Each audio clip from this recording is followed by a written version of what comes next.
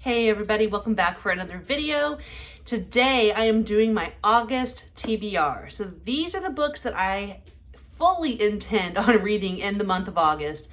But this is a huge joke because we all know that my plans don't always happen. So I am the queen of good intentions, but man, I am also a squirrel. So I get so distracted by other people reading things, the fear of missing out, like I am the queen of FOMO. So I have these well-laid plans, but we will see and we will laugh at what actually happens. So I am very excited about my month. And again, I'm looking at it right now going, there's no way this won't happen. I'm so committed to what I have in August. So we will see. The first thing I started, and I am currently reading it, is this one right here. What are we calling this one? Cursor's Fury. This is book 3 of Codex Alera. Now, if you watched my July wrap up, I wasn't super hot on the first two. And it kind of led me to be like, do I really want to read these books? Because the deal is, they're fine. They are fine. But I don't really want to read books that are fine. I want to read books that are really good, right? And I've had a lot of really good reads lately. Like I read Live Ship Traders a few months ago, one of my favorite series. I read The Warlord Chronicles, one of my favorite series. I'm reading more Robin Hobb. I'm reading all of these George R.R. Martin rereads and Fire and Blood. And I try not to compare new books to favorite books. But it's tough when you're reading things that are just excellent, that will be with you for the rest of your life, things you're going to love forever. And then you're kind of sandwiching in between these books that are just kind of okay. And I'm kind of getting tired of books that are just middling. So I was nervous about Codex Alera because the first two were just kind of okay for me. No big complaints, not terrible books at all, but just kind of okay for me. So I started book 3 with a very high expectations because I have consistently been told by everyone I know who's read the series that the first 2 books are just okay. So I didn't feel bad feeling just okay on those books because that was what I was led to believe. Everyone told me that book 3 is where it starts to pick up. So I got to about the 45% mark in book 3. And I'm like, guys, I still don't really like it that much. Like, I don't feel like that much is happening. And none of the characters are really like grabbing a hold. Like none of the POVs were just like super captivating for me. But I'm very glad I stuck with it because I have not finished this yet. But when I got to closer to maybe the 60% mark, a few things developed and happened that made the entire storyline a little more interesting. And that's kind of all I needed. And so I have not finished that book. Like I said, I got to about the 60% mark last night, and I've probably only read 50 pages since then. But I am hopeful because things are getting more interesting, and a certain POV has really like locked me in and got me very excited about where it's going. And so far, everything I have been told about the series has, my experience with it is matching the expectations that were set for me. So everyone says after book 3, things really get, way more unique and much better. And I really hope that's the case because once I finish book 3, if I'm still kind of like, middling on it, I don't know that I'll DNF it totally, but it's not going to be a very high priority series for me. So all of that to say, where I'm at right now with Codex Alera is hopeful. I'm hopeful. But if I finish this one and it's just kind of like, then it's just not going to be very high priority for me. But I don't see myself like completely DNFing the series. Okay. I don't like being negative. That's about as negative as I can be, you guys. Other things I have planned. This is probably what I'm most excited about, honestly, is my reread of The Forgetting Moon by Brian Lee Durfee. I read The Forgetting Moon and The Blackest Heart, the 2 books that are currently published in this series. I read them back to back in the winter of 2020, I believe. They were some of my last reads of that year. Or was it 2021? It must have been 2021.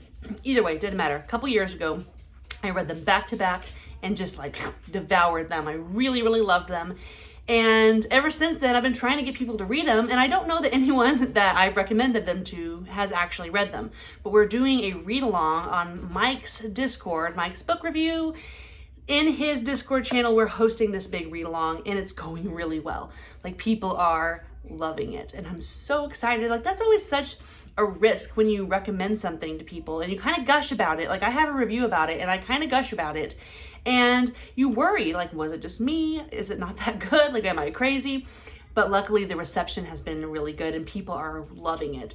I have not started my reread though. I'm planning to read it personally more towards the end of the month, because the way we scheduled our read along is leading up to the release of book 3, The Lonesome Crown, and it's being released in the latter half at the end of November. And so I'm kind of just planning my read to where I'll just, have a slot open for it and be ready for it when The Lonesome Crown comes out. So I'll probably be reading this towards the end of August. I'm very excited about it. Something else I plan to read this month is The Heart of What Was Lost by Tad Williams. And this is a companion novel, or are we calling this a novel or a novella? It is about 250 pages long, so I'm going to call that a novella. It goes with Memory, Sorrow, and Thorn, and I'm going to be honest, I don't know if this is a prequel story or a sequel story. I don't even know, but that's okay with me. I like to go into things kind of blind. But I was recently having a discussion with a friend, and we were talking about how much we really loved Memory, Sorrow, and Thorn. And I was just like, I want to go back to Austin Ard. I want to read more from that world, and I had this little guy on my shelf, so I'm going to read that this month because I miss it there. A couple of things that I plan to read, but I don't have physical copies of to show you. I plan to read Jade Legacy, and that's book 3 of the Greenbone Saga. I have really enjoyed my time in that world and with that series. And Jade Legacy is book 3. I have pretty high expectations of it because it seems to be most people's favorite entry of the trilogy. So I don't have a physical copy of that because I don't think they have the trade paperback size that I'm collecting. I don't think that the paperback of that book is released yet. I think it comes out later this year. So I'm not going to risk buying the wrong size and my copy's not matching. So I'm just going to read that on half Kindle, half audio. I'll probably do kind of my normal thing with that. So I don't have a copy to show you, but I am very excited to read Jade Legacy. And then I think I'm also going to read Between Two Fires by Christopher Buehlman. That was on my radar for spooky month, October time, I think. But my brother contacted me and he said, hey, I want to read this book. Have you ever heard of it? And I was like, I have heard of it. And he wants to read it with me and he wants to read it this month. And I love buddy reading with my brothers. And so I absolutely jumped on that opportunity and I plan to read that this month.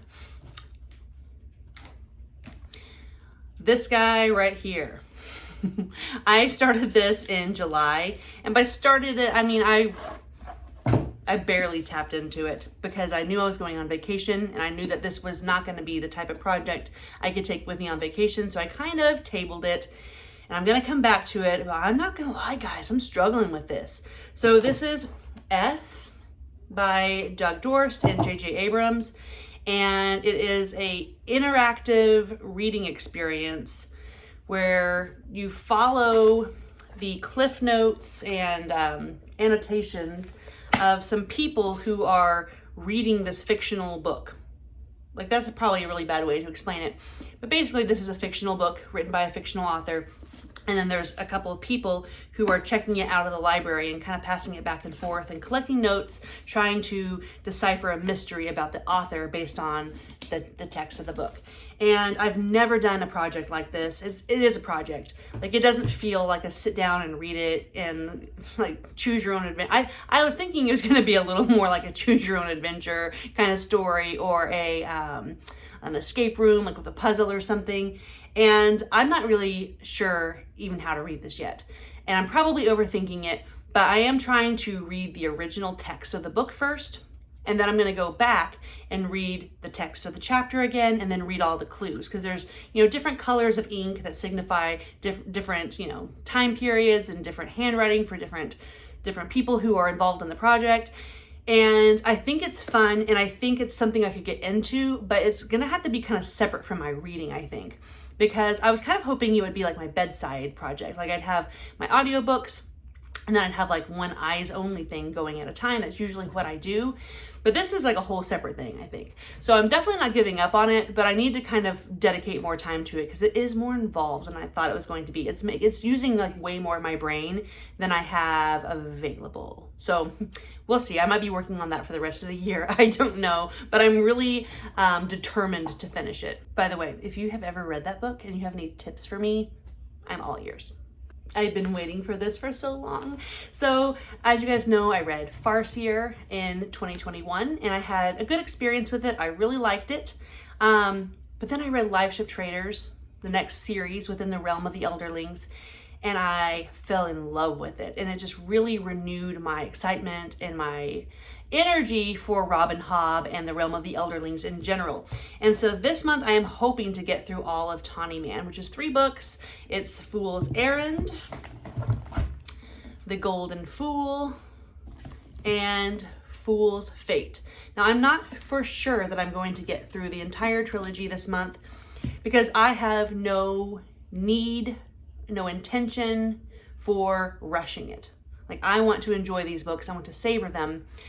With Live Ship, I enjoyed them, but I didn't savor them. Like, I gobbled them up so fast. I loved them. I couldn't put them down.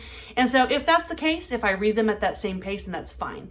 But I don't want to push myself, and this definitely isn't the expectation to read them all this month. So we'll see. If I get through the whole trilogy, then that's great. And if not, then I'm in no rush. I'm just so happy to be back in the 6 duchies and enjoying my time with Robin Hobb. As soon as I read the first page, it was like, oh, this feels right. She is so good, you guys. And I feel like her writing just gets better with every trilogy I've read from her so far. And so I cannot imagine the heights to which we will go with this trilogy, and then the next one is a quartet, and then after that is another trilogy. So I'm just so excited to spend a lot of time with Robin Hobb for the rest of 2022, honestly.